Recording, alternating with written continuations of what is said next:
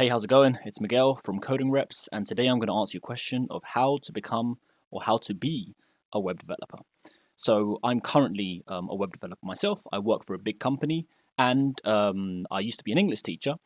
So I made that change, that shift from English teaching to web development in a matter of months. So I'm going to teach you, I'm going to let you know how I did it and give you a bit of advice on how you could also take that step if you're interested in doing that. So the first point I want to talk about is why do you want to become a web developer?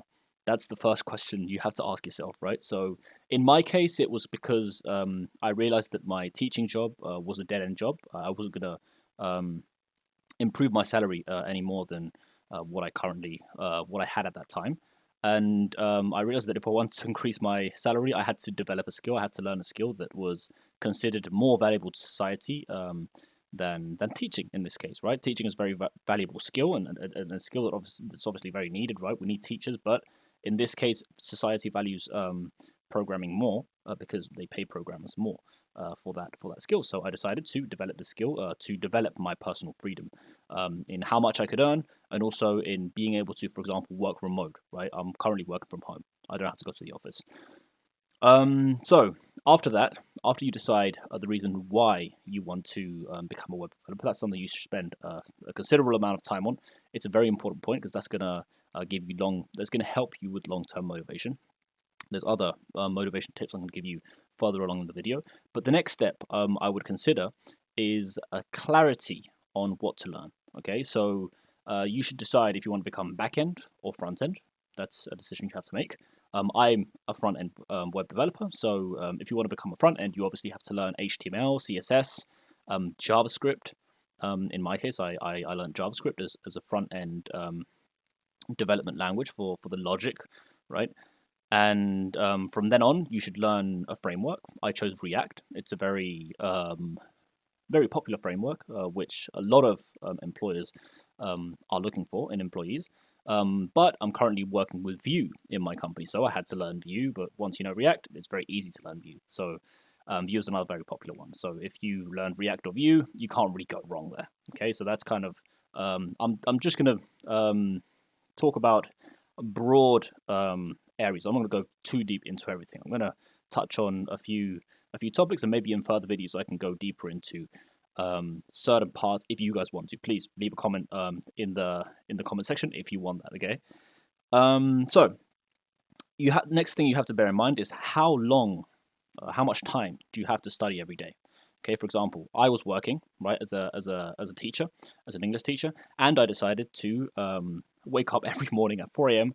To put in a couple of hours, or normally, depending on if I woke up at 4 a.m., but normally it was like 4:30. I'd be able to spend 2 hours, 2 hours and a half studying programming in the morning and getting my portfolio ready when I got to that point, etc. So I was working very hard those 2 hours every morning, and in the afternoon, if I had a bit of energy after work, I'd also dedicate a bit of time to studying after work. Normally, I wouldn't have that much energy after work. I'd just want to rest. So that's kind of why I decided to build the routine of doing it every morning, because I was fresh, basically, and I wasn't tired from work. So I recommend you consider that if you don't have that much time throughout your day. If you have a lot of free time, then I'd anyway recommend you to study in the mornings because you're very fresh, right? And it's a point where your mind is not influenced by anything around it. If you wake up early as well, you won't have distractions. So that's a very important point there too. And yeah, just consider how long you have to study, and start small. Starts very small. We're going to talk about creating a habit actually next. Okay, so make time for study and make time for practice in your practice sessions. Okay, so schedule in study time, and after that schedule in practice time. So you should divide those two phases of studying in two separate phases. So you should dedicate maybe like 30 minutes a day to studying at the start. You'll build up to like longer periods of studying, obviously, as you go along, and as you get better, and as your focus improves as well. And you should also dedicate time for practicing, for actually putting in the repetitions. That's why the channel's called Coding Reps. It's literally like lifting weights. The the more regularly you lift weights, the stronger you get, right? The more regularly you practice web development, the better you get at it, right? So you should also schedule in practice time, which is the time where you put in the reps to actually develop the things you've learned and integrate them into your memory and into your muscle memory. Okay. Because when we type, we also develop kind of that muscle memory of how to type things, and everything just goes more fluid. And you obviously remember things better the more you practice them. That's how I learned this. Okay, just practicing and practicing and practicing and repeating things over and over again. That's how I learned this, honestly. Next topic. Create a habit. Very, very, very important. So, do something little every day. There's a very good book that I recommend to you called Atomic Habits, and another one called Tiny Habits, something of the sort. Anyway, Atomic Habits is a very good book. Look it up online, read it, because it will explain what I'm sort of telling you now in extreme depth. Okay, and I can't recommend that book enough. It's a very, very, very good book. So read that book, and the gist of it is you just do something little every day. You do it at the same time every day, and you try to also develop at the start.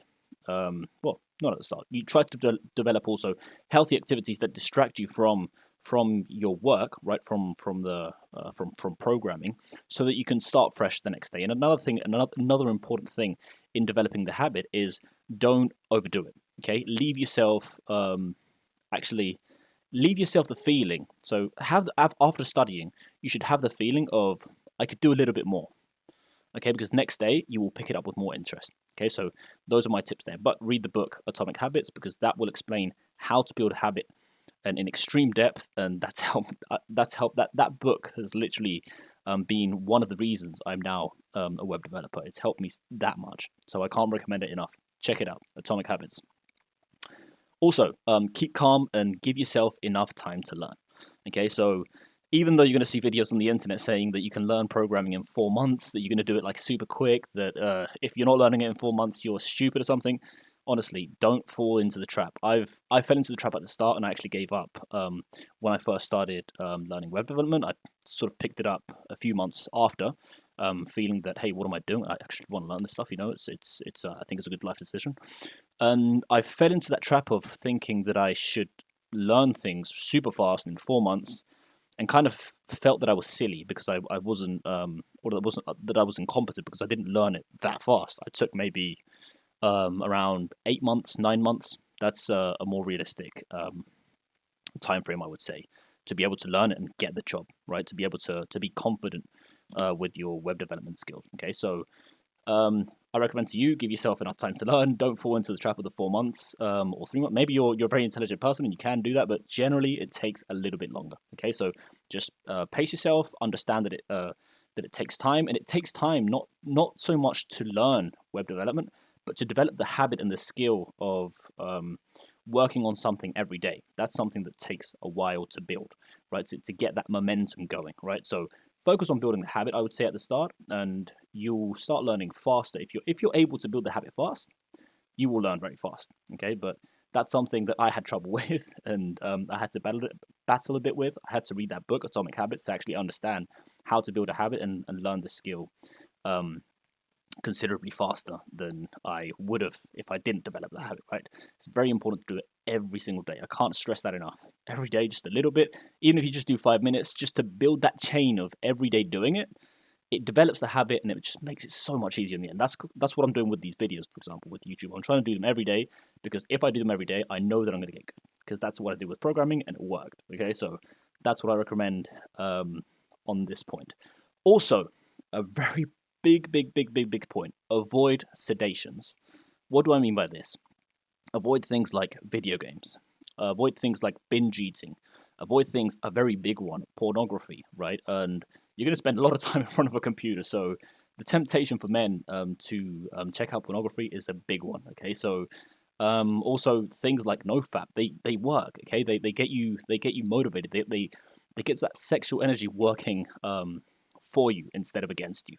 Okay, what happens when you do these activities, like activities that are sedating activities, like video games, pornography, watching too much television, like scrolling through Instagram constantly? All of these things, they liberate dopamine in your brain. right? So we have these things called dopamine receptors.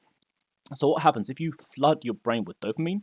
Your brain realizes that it doesn't need that many dopamine receptors to detect the amount of dopamine there's in the brain because you flooded it with dopamine. But if you're bored and you have periods in the day when you're bored, your brain actually starts to build more dopamine receptors because boredom is that your brain isn't liberating dopamine, that you're not feeling pleasure, right? You're looking for some kind of pleasure. So it's important that you get through those times of boredom doing healthy activities, right? Like for example, exercise, right? Or if you feel like the urge of performing an activity that's detrimental to your mental health, right? Like video games, like pornography, like scrolling through Instagram, go out for a walk. Do another activity that's more healthy. Okay, and it's very important that you at least do this for 30 days. Okay, because after 30 days it will be much easier. Um, that kind of resets the dopamine receptors in your brain, and it allows you to concentrate. This is so big for concentration and for being able to keep a habit going long term and to be effective when you're studying web development. Okay, because it's a focus intensive activity where you need to be focused for long periods of time, and you develop the skill of being focused. But you need to be wary that you need to keep your mind healthy. Okay, you need to keep your mind able to focus by keeping dopamine levels in your brain at a healthy level. Okay, so that's my advice there on sedation. Very important. This is a really big one. Okay, this one's helped me a bunch, a ton.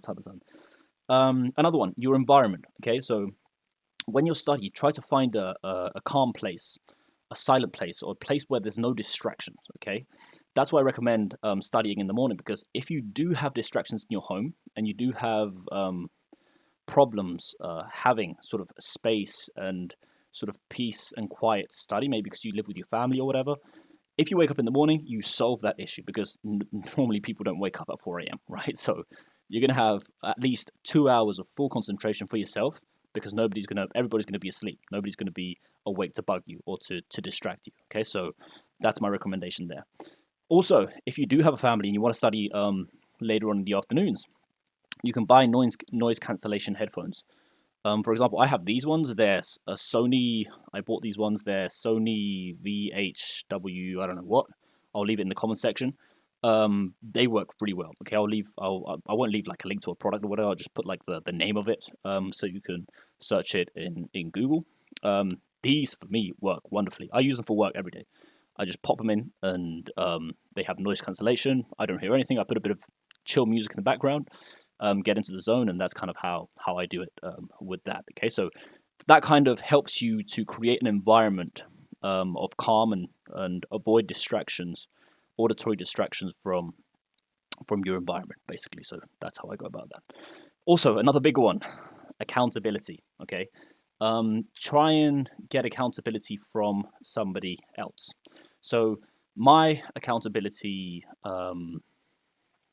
partner, we could say, was my girlfriend, because I told her that I was going to become a web developer. She trusted me that I was going to become a web developer, and if I didn't become a web developer, she was going to lose trust in me, and that for me was a biggie, a very big thing, So that definitely helped me as well in developing my web development skills, and yeah, so I recommend that you find some kind of accountability, whether it's telling your friend that if you there's tricks for this, right? So you can tell a friend that if you don't, I don't know, like study X amount every day, or if you don't like send him, if you don't like, you can use Git for this, right? If you don't make a Git post, right, you can tell your friend you can give you from like $100 or whatever, right, or £100, €100, whatever, and tell him to donate to a charity that you would not like to donate. For example, if you're a leftist or a right wing